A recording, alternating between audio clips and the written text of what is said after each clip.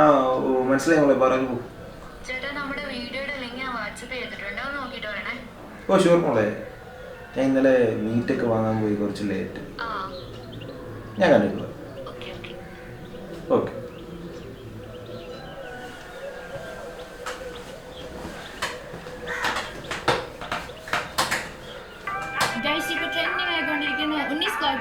Special beef roast കഴിക്കാനാണ് നമ്മൾ വന്നിട്ടുള്ളത്.